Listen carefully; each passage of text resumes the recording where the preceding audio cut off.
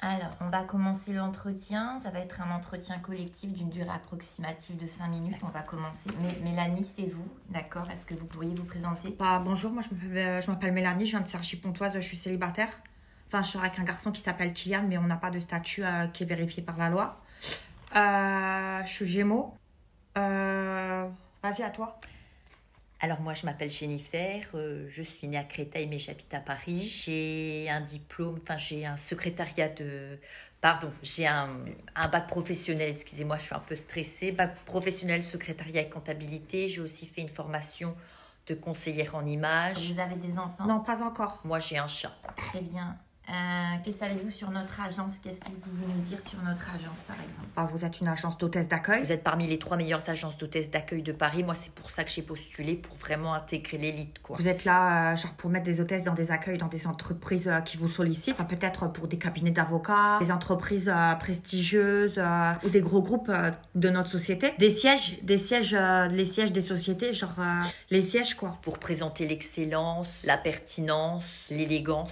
L'intelligence. Mélanie, pourquoi vous souhaitez travailler chez nous? J'adore les accueils. S'il n'y a pas d'accueil, il n'y a pas de rendez-vous possible. Moi, j'adore répondre au téléphone, faire des photocopies, réserver des taxis. C'est vraiment des tâches qui m'épanouissent tout au long de la journée. Accueillir les gens. Tu me l'as piqué. Tu m'as piqué mon mot. Et rester assise aussi. Parce que moi, en fait, j'étais vendeuse au Galeries Lafayette. J'étais debout toute la journée à aller vers les gens. Que là, quand on est hôtesse d'accueil, on est assise. C'est les gens qui viennent à nous. On est posé sur notre ordinateur à notre bureau. Je vous arrête, je préfère être transparente avec vous. Dire à un entretien qu'on est intéressé par le poste parce qu'on est assise, même si vous pensez, il ne faut pas le dire. Oui, d'accord. Que ce soit votre principale motivation. Ouais, moi après, je vous le disais ça à vous comme ça, mais je sais qu'il ne faut pas le dire en entretien. C'est comme si j'avais rien entendu, mais à l'avenir, il ne faut pas... C'est comme si je l'avais pas dit alors. Il n'y a pas de souci. Ça peut faire fainéante, j'avoue. Il n'y a pas de souci. Alors que pas du tout en vrai. Il n'y a pas de souci. Ah, j'ai compris. Jennifer, du coup, à vous, selon vous, pourquoi vous êtes l'hôtesse idéale? Alors moi, je suis quelqu'un de très souriante, ponctuelle. Si je dois commencer à 8h, je serai sur le poste à 7h30. Le temps de tout bien ranger, de me préparer, de prendre mon petit café. Pas le café de l'entreprise, j'amènerai ma propre ricorée. Je suis quelqu'un de très rigoureuse et ordonné. Et puis tout ce qui est traitement de texte et tableau, j'excelle.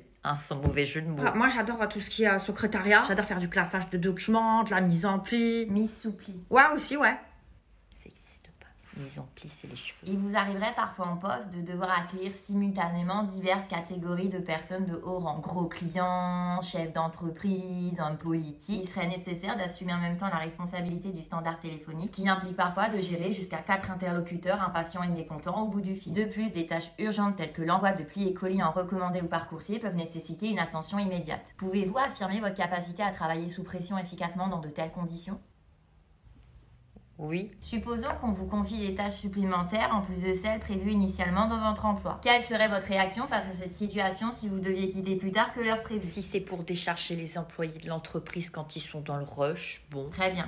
Après, ça dépend des tâches à faire. Classer des archives. Ranger le bureau d'un patron. Servir le café, le petit déjeuner pendant des réunions avec des gros clients. Passer un petit coup d'éponge sur la table, ensuite aller au pressing. Vérifier dans la journée si les toilettes sont toujours bien propres. Les femmes de ménage sont pas toujours... Ce ne sont pas ces tâches en plus qui vous affoleraient, même si elles ne sont pas initialement prévues dans votre emploi. Non.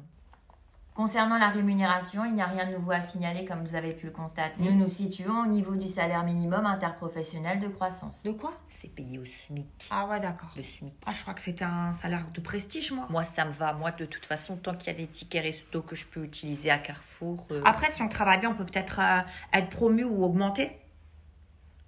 Lors de ma question sur l'hôtesse d'accueil idéale, vous avez omis d'évoquer la présentation physique. Chez nous, c'est une priorité. En tant que représentante de première ligne, vous êtes le reflet de l'entreprise dans laquelle vous serez accepté et de notre agence qui aspire à l'excellence. Nous avons une charte rigoureuse à respecter pour chacune de nos hôtesses. 2 uniformes vous seront prêtés en taille 40. Oh là là! Collants couleur chair et escarpins de 5 cm minimum seront à votre charge. Il est impératif d'avoir les cheveux attachés, plaqués en chignon, que de cheveux. Ah ouais, genre, ça, je peux pas. Ongles manucurés, propres, soignés et discrets. Genre, je peux pas me coiffer comme ça. Bonne nouvelle, vous pourrez porter du vernis, mais il doit être impeccable.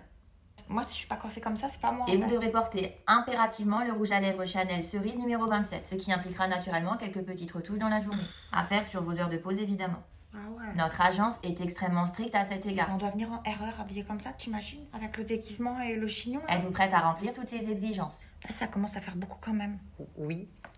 Moi, je savais pas que c'était ça, hôtesse d'accueil. J'ai pas envie d'accueillir, moi. Enfin, le milieu professionnel peut malheureusement être le théâtre de comportements misogynes, en particulier à l'égard des hôtesses d'accueil. Si vous deviez être confronté à une remarque déplacée ou à un geste inapproprié émanant d'un supérieur hiérarchique, quelle serait votre réaction? Pardon, madame, excusez-moi, mais ça fait un moment là. En fait, je comprends pas vos longues Ça phrases. veut dire si ton patron devient un petit peu trop familier avec toi. Tu sais, comme Monsieur Bouffard, il avait fait un magazine. Si on me fout une main au cul, Par exemple. ah ben je nique sa mère. Là, il conviendrait ici d'apporter une certaine nuance. Pardon, excusez-moi, hein, mais.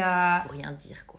Mais t'as craqué, toi? Le milieu professionnel est souvent caractérisé par une prédominance masculine. Il est attendu de l'hôtesse d'accueil de la résilience et du détachement face à de petites remarques et de gestes quelque peu déplacés. Oui, faut. Genre, faut rien dire en fait. De toute façon, c'est ça, les hôtesses d'accueil, c'est le prestige. Faut arrondir les angles, ça c'est sûr. Il est important et primordial de pouvoir prendre de la hauteur face à ces situations classiques afin d'éviter un conflit entre notre agence de prestige et le client. À quelle Et heure? puis tant que ça nous fait pas mal, après, c'est pas. Faut pas aller au conflit. Pour clore cet entretien, je vais faire un petit exercice. Je vais simuler un appel afin de voir vos capacités au standard. Ne vous inquiétez pas, lors de votre prise de poste, il y aura une formation, etc. Jennifer, je vous laisse. Prenez le combiné, disons que vous travaillez pour le siège LVMH. Je vous appelle. Stop. Première erreur, la prise du combiné est beaucoup trop lente. La manière de décrocher doit être beaucoup plus rapide. D'accord. Hein? Ensuite. Groupe LVMH, Jennifer, bonjour. Oui, bonjour madame, j'aimerais parler à monsieur Morel, s'il vous plaît. Oui, ne quittez pas. Ne jamais dire ne quittez pas, Ah. mais plutôt un instant, je vous prie. Un instant, je vous prie. Vous aurez de toute façon un recueil avec toutes les phrases de politesse. Ah bah alors c'est un Il recueil. faudra vraiment apprendre les phrases, hein, mademoiselle. Ça vous fera des nouveaux mots. Même dans votre vocabulaire personnel, ça pourra vous être utile. Ah, je connais des mots, hein. Je vous appelle. Tiens ma nénette. Décrocher. Vous me chronométrez pour le décrochage? Société LVMH, Mélanie, Oui, bonjour. bonjour madame, j'aimerais tout de suite parler à la présidente LVMH de votre société. Je suis très mécontente, je vais faire un massacre.